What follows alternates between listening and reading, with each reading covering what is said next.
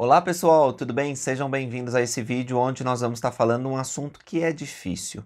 É, Esse assunto, casamento plural ou poligamia, embora exista uma diferença entre os termos que eu vou dizer para vocês, é um assunto que demanda muito tempo de estudo, anos e anos. Você precisa ler vários livros, artigos, porque tem um desafio cultural, histórico, doutrinário muitas vezes. Então, o que eu vou oferecer nesse vídeo é uma resposta rápida, incompleta, portanto, porque não dá para dar uma resposta rápida em um vídeo, sei lá, de 10, 15 minutos. Mas, como eu vejo que várias pessoas elas têm questões sobre isso, elas se deparam na internet com uma mensagem alarmante. Joseph Smith teve 40 mulheres. Ou Joseph Smith casou com muitas mulheres, algumas eram bem jovens. Então, esse tipo de mensagem comum de pessoas que são opositoras da igreja confundem os membros da igreja, especialmente aqueles que são mais novos, jovens ou nunca se depararam com ah, esse tipo de informação. Então, deixa eu tentar explicar para vocês um pouco sobre isso. A minha principal preocupação nesse vídeo vai ser responder a essas pessoas que se depararam com isso, né? Joseph Smith foi polígamo. E aí, os sentimentos que essas pessoas têm a respeito do profeta Joseph Smith podem ficar confusos, né? Porque ao ouvir os missionários, essas pessoas aprendem que o jovem Joseph foi ao bosque, orou, recebeu a visita do pai e do filho, foi sendo preparado por meio de instruções sagradas. Profetas apareceram a ele, ele traduziu o livro de Mórmon e ele se tornou um grande líder, um grande profeta que foi o restaurador da Igreja de Jesus Cristo. Aí quando a pessoa se depara com isso, Joseph Smith teve várias mulheres, já fica assim assustada, mas isso é verdade? Então vamos lá. A primeira coisa que a gente tem que entender quando se defronta com uma questão dessa, né, é verificar que os profetas da antiguidade, Abraão, Isaac, Jacó, Moisés, vários dos profetas do Velho Testamento, tiveram mais de uma mulher, eles foram polígamos. Nos debates que houveram na Idade Média, especialmente na Reforma Protestante, algumas pessoas elas tinham posições diferentes sobre isso. Vamos começar com um grande filósofo da Igreja Católica, que foi Agostinho. Para ele, o casamento plural era um símbolo, aconteceu, tinha sido aprovado por Deus, mas simbolizava que um dia todas as igrejas, diferentes formas do pensar religioso, se uniriam ao verdadeiro Deus, a uma igreja só. Então, por exemplo, Abraão tinha Sara e Agar, e isso era um símbolo de que a igreja ela seria una. Para Lutero, o casamento também era aprovado por Deus, casamento plural. E ele disse uma coisa interessante. Ele disse que o casamento plural não era mais ordenado, mas também não era proibido, né? Na antiguidade, Deus tinha aprovado esse tipo de relacionamento. Para João Calvino, que foi contemporâneo de Lutero, gente, estou falando lá do século XVI, faz bastante tempo que esses debates aconteceram. Mas é importante para a gente entender como o povo norte-americano, na época de Joseph Smith, vai pensar. Porque eles foram muito influenciados por João Calvino. Então, o que Calvino ele dizia? Que o casamento plural era a poligamia, né? Era uma corrupção da verdadeira ordem de casamento. Deus ele tinha casado Adão e Eva, tinha estabelecido a monogamia, ou seja, uma só esposa, e quando se casava com mais de uma mulher, isso era uma corrupção. Então, ele dizia que os patriarcas eles tinham se desviado nesse ponto. Eu estou falando de um debate que aconteceu mais no Ocidente, no Oriente, principalmente com a religião islã, né, os muçulmanos, eles aceitavam mais facilmente o casamento plural. Mas os Estados Unidos foram muito influenciados pelos pensamentos calvinistas. Então, não é de se estranhar que a sociedade norte-americana repudiava totalmente a ideia de casamento plural. Joseph tinha crescido numa sociedade assim, né? Ele via o casamento do pai e da mãe, ele tinha casado com Emma, então para ele era complicada essa história de poligamia. Mas quando ele estava traduzindo a Bíblia, em 1831, logo no começo da igreja, né? Ele percebeu que isso acontecia e ele questionou o Senhor: Senhor, como que tu justificaste Abraão, Isaac, Jacó e outros profetas com relação às suas esposas e concubinas? Em resposta, o Senhor deu uma revelação. A parte dessa revelação, ela foi recebida lá naquela época, né, da tradução de Joseph Smith, mas depois, em 1800, estou falando da seção 132 de Doutrina e Convênios, que foi em 1843, ele registrou grande parte dessa revelação. Então, se você ler o cabeçalho, inclusive, vai dar essa explicação, né? Que Joseph já conhecia vários dos princípios que estão na Doutrina e Convênios 132 antes. A revelação de Doutrina e Convênios 132, que nós vamos estudar no Vem Segue-me, lá no canal Videira Verdadeira, e também aqui na Central do Livro de Mormon, com o professor Taylor e Tyler, daqui a pouco, né? Mais para o final do ano, na verdade, vai falar bastante sobre casamento eterno, e também vai falar do casamento plural. E Joseph recebeu essa revelação. Veja, o Senhor ordenou que Joseph Smith vivesse o casamento plural já em 1831, mas ele relutou. Isso era muito complicado. Ele já era casado com Emma. Imagina, ele sabia que haveria uma perseguição enorme, porque a lei dos Estados Unidos, ela não permitia o casamento plural, ela permitia o casamento entre um homem e uma mulher. Isso foi uma coisa muito difícil. Tanto que nessa revelação, o Senhor ele fala que os membros da igreja têm que fazer um sacrifício tão grande quanto o de Abraão. Qual foi o sacrifício de Abraão? Oferecer seu filho Isaac como se fosse um animal, né? Um holocausto que eles faziam naquela época. E vocês sabem bem da história, essa história é importante. As três maiores religiões que acreditam em um único Deus, o cristianismo, o islamismo e também o judaísmo. Então, essas três grandes religiões olham para essa história e encontram lá o momento sagrado em que Abraão se torna o pai da fé, né? E imagina sacrificar seu único filho. O Senhor impediu que isso acontecesse e Abraão aprendeu que aquilo era a semelhança do sacrifício que o próprio Deus, o Pai Eterno, faria, né? Oferecendo o seu Filho amado, Jesus Cristo, em nosso resgate.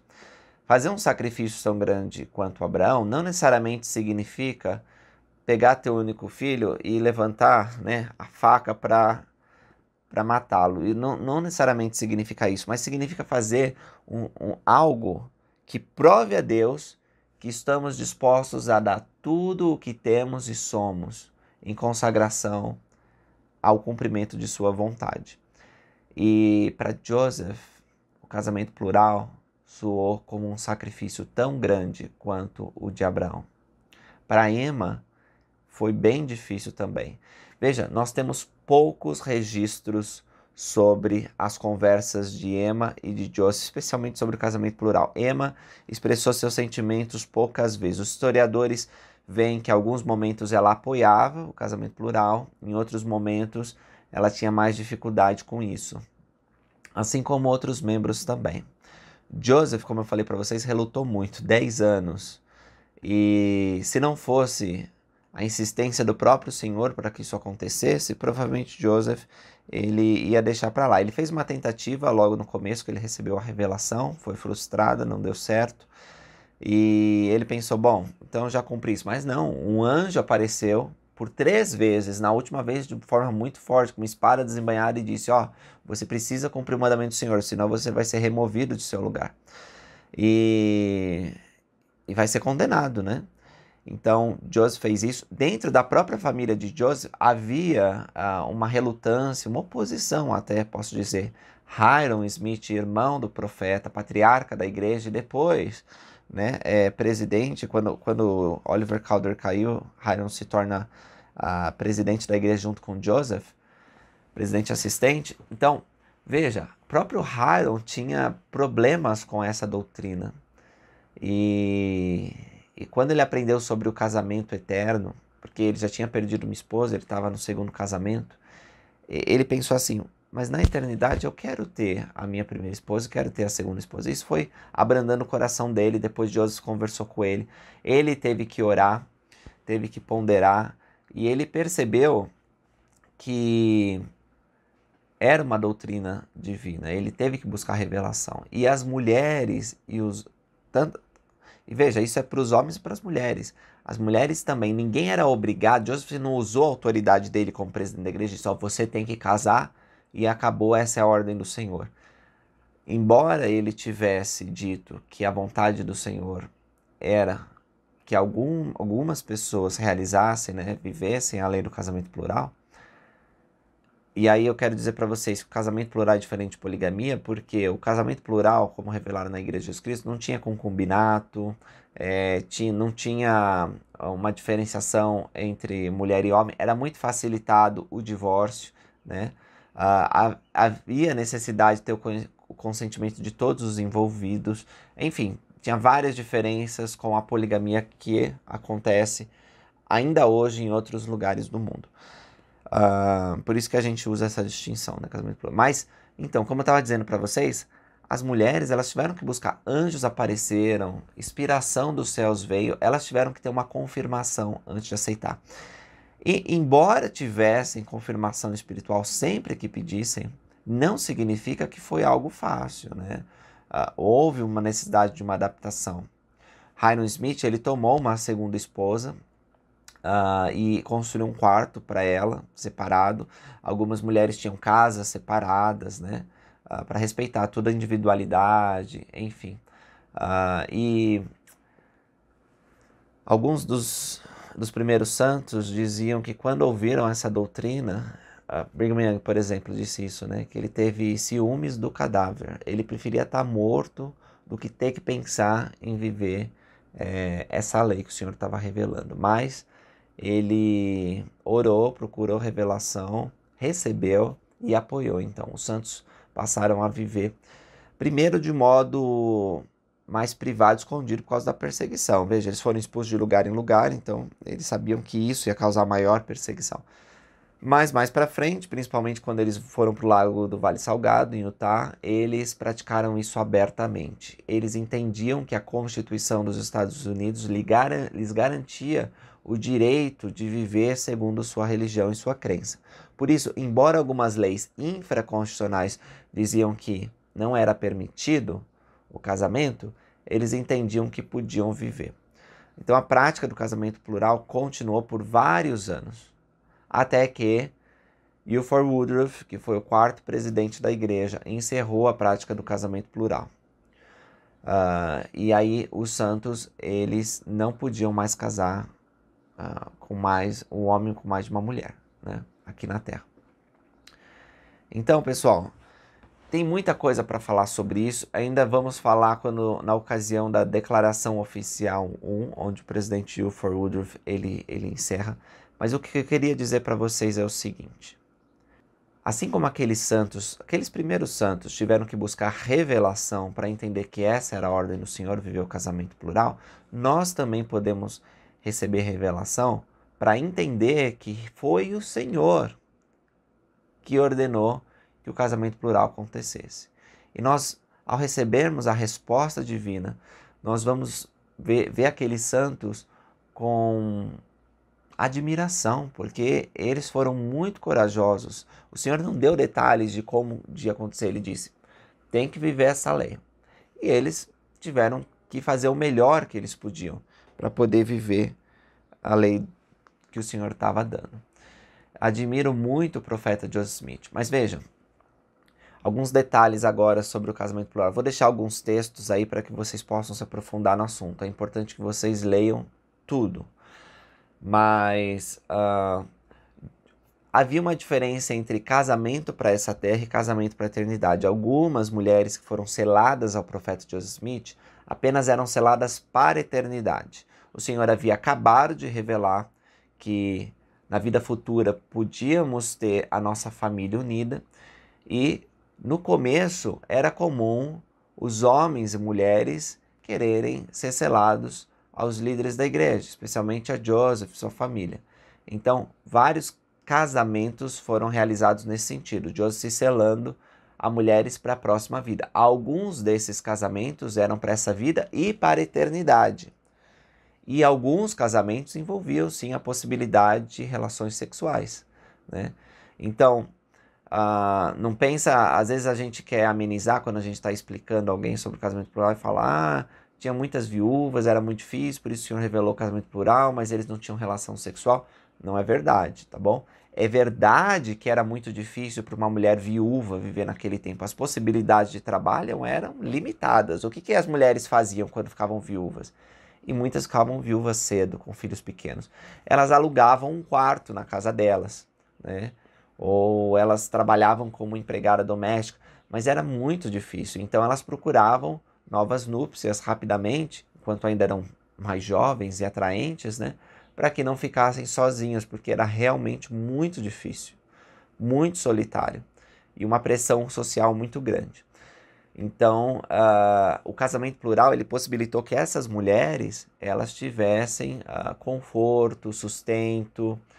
E outra coisa, como a igreja tinha muitos imigrantes e era bem diversa, culturalmente bem diversa, cada um trazendo suas tradições, o casamento plural ele teve um efeito pacificador, eu posso dizer, porque quando esses casamentos aconteciam, né, de pessoas de diferentes culturas, havia uma união maior entre os santos. Além disso, como o livro de Mórmon ensina, o Senhor ele permite certas vezes que o casamento plural aconteça para que ele possa levantar posteridade para ele. Muitos dos filhos desses casamentos plurais se tornaram líderes na igreja e foram muito importantes no desenvolvimento e progresso do reino de Deus no começo dessa dispensação. Então, o Senhor sabe todas as coisas. O casamento plural foi encerrado. Os sentimentos dos líderes da igreja é que o Senhor não vai voltar a exigir o casamento plural, porque ele cumpriu o propósito. Veja, como parte da restauração de todas as coisas têm que ser trazidas à luz. Inclusive, esse mandamento foi dado aos antigos patriarcas. Então, o casamento plural cumpriu uma parte importante na restauração do Evangelho. Agora, depois de tudo que eu falei, e não falei o suficiente, eu sei, existem muito mais que poderia ser falado. Mas depois dessa introdução, talvez, sobre o casamento plural, você ainda fica com um pouco de desconforto sobre esse tema, o que é normal. Então peço que você leia os textos que eu deixei aí na descrição, que você pondere sobre essas coisas e ore a Deus. Saiba que Deus ele exige o coração dos filhos dos homens, que significa nossa vontade, nossa disposição. Para os santos do passado, ele exigiu esse sacrifício tão grande que era viver a lei do casamento plural. E veja, não era qualquer um que podia casar. Até houve um problema com um rapaz que foi conselheiro do profeta Joseph Smith, John C. Bennett, que ele corrompeu os princípios ensinados pelo profeta Joseph Smith e ele quebrava a lei da castidade, tinha relações sexuais com mulheres dizendo que eram suas esposas espirituais. O Senhor condenou isso e John C. Bennett foi excomungado da igreja. Então, não era assim, não era para satisfazer a carne, certo? Essas coisas eram muito sagradas, como são sagradas, todo casamento é muito sagrado. Então, temos que considerar a doutrina como é. Se vocês têm dúvidas sobre o caráter do profeta Joseph Smith, vocês precisam estudar sobre as pessoas que conviveram com ele, as pessoas que estavam do lado dele, que viram, inclusive várias de que não eram membros da Igreja de Jesus Cristo nos últimos dias. E vocês vão ver que era um homem honesto, puro, um homem sem arrogância, sem presunção. Muito bem, pessoal, muito obrigado por terem assistido. Espero que tenha respondido um pouco das suas perguntas, mas lembra que esse assunto nós vamos voltar a discutir na ocasião do nosso estudo do Vem Segue-me de Doutrina e Convênios 132. Enquanto isso, leia todos os artigos que eu relacionei na descrição. E se tiver mais alguma dúvida, envia aí que a gente vai ter o prazer de trazer aqui e poder esclarecer, beleza? Até mais!